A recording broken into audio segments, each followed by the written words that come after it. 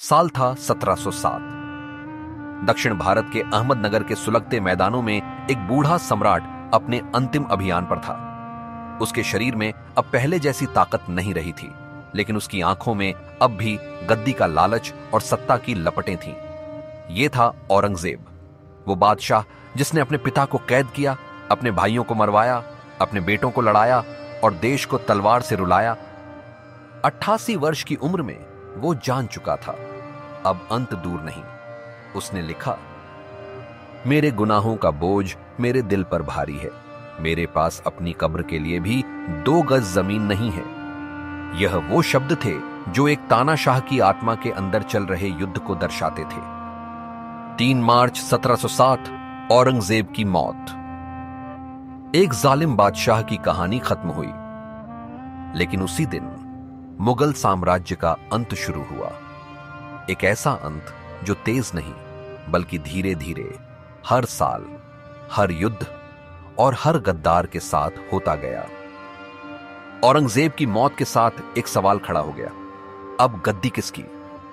3 बेटे थे, मोहम्मद मुअज्जम बहादुर शाह, उम्र दराज, अनुभवी लेकिन संयमी। आजम शाह, तेज, महत्वाकांक्षी और खुद को ताज का असली वारिस मानने वाला।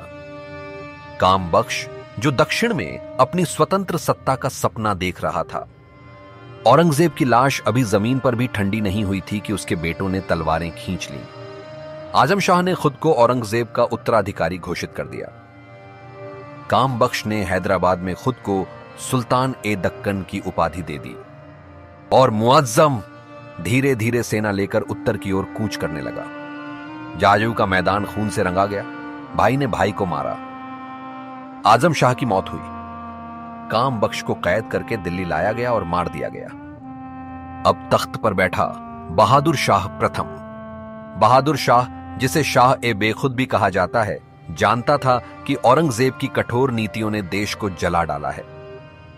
उसने कोशिश की सिखों को, मराठों को और राजपूतों को साथ लाने की, लेकिन देर हो चुकी थी। पंजाब में बंदा सिंह बहादुर ने सिखों को इकट्ठा किया और मुगलों के खिलाफ युद्ध छेड़ दिया। राजपूत रियासतें, जो कभी अकबर के समय में मुगलों के सबसे बड़े सहयोगी थीं, अब ताज के खिलाफ हो चुकी थीं। और मराठे, जो शिवाजी के बाद शांत लग रहे थे, अब सतारा से निकलकर दिल्ली तक पहुंचने को तैयार थे। बहादुर शाह की मौत के बाद एक नया दौर शुरू हुआ। तख्त का संघर्ष, कागजी बादशाह और वास्तविक सत्ता की गुमशुदगी। अगले 50 सालों में मुगल तख्त पर एक के बाद एक कई बादशाह बैठे। जहांदार शाह, जो प्रेमिका लल कुंवर के इशारों पर नाचता था। फर्रुखसियर, जिसने सैयद बंधुओं की मदद से गद्दी पाई और फिर उन्हीं की साजिशों से मारा गया। रफी उद दर्जात शाहजहां द्वितीय, जिनका नाम तक लोग भूल चुके हैं। असल सत्ता अब सैयद बंधु, निजाम, बंगाल के नवाब और अवध के शासकों के पास थी। मुगल सम्राट अब सिर्फ एक मोहरा बन चुका था, जिसकी मुद्रा चलती थी, पर जिसकी आज्ञा कोई नहीं मानता था। 1739 फारस से एक तूफान आया, नादिर शाह, एक भयानक और निर्मम योद्धा। दिल्ली पर हमला हुआ। लाल किले के मोती, रत्न, सोने की छतें, तख्त ए ताउस और कोहिनूर सब लूट लिए गए। दिल्ली की गलियों में 1 लाख से ज्यादा लोग मारे गए। खून की नदियां बहीं और मुगल सम्राट अपनी जान बचाने के लिए किसी कोने में छिपा हुआ था। इस दिन के बाद लोगों का विश्वास मुगल साम्राज्य पर से उठ गया। अब दिल्ली का तख्त एक प्रतीक था, हकीकत नहीं। इसी बीच मराठों ने धीरे धीरे मुगल सूबों पर कब्जा जमाना शुरू कर दिया। मालवा, गुजरात, बुंदेलखंड, दिल्ली के आसपास का क्षेत्र। मराठों की सेनाएं लाल किले के दरवाजों तक पहुंच गईं। बंगाल में अली वर्दी खां, अवध में शुजाउद्दौला, हैदराबाद में निजाम उल मुल्क, सबने खुद को स्वतंत्र घोषित कर दिया। अब बादशाह का हुक्म सिर्फ दरबार तक सीमित रह गया था। साम्राज्य अब सिर्फ नक्शे में था, जमीन पर नहीं। अब एक नया खिलाड़ी मंच पर आया, अंग्रेज। ईस्ट इंडिया कंपनी जो कभी मिर्च और मसालों के लिए हिंदुस्तान आई थी, अब तलवारें, किले और सेना लेकर चल रही थी। 1757 प्लासी की लड़ाई, 1764 बक्सर की लड़ाई। इन दोनों युद्धों ने ब्रिटिश ताकत को बंगाल से लेकर अवध तक फैला दिया। मुगल बादशाह शाह आलम द्वितीय अब इलाहाबाद के किले में पेंशन पर जी रहे थे। कहा जाता है शाह आलम दिल्ली से काशी तक और बाकी सब पर कंपनी का राज। अब लाल किले में बैठने वाला बादशाह सिर्फ नाम का था। वो किसी शादी के लिए पैसे मांगता, कोई त्योहार हो तो अंग्रेज से मदद मांगता। तख्त अब तकिया बन चुका था। 1867 समय ने फिर एक करवट ली। सैनिकों, किसानों, नवाबों और राजाओं ने एक साथ उठकर आजादी का बिगुल फूंका। झांसी, कानपुर, अवध, मेरठ, सारा उत्तर भारत आग की तरह जल उठा। इस विद्रोह का केंद्र बना बहादुर शाह जफर, एक बूढ़ा शायर जिसकी कविताओं में दर्द था और जिसकी आंखों में गुलामी का गम।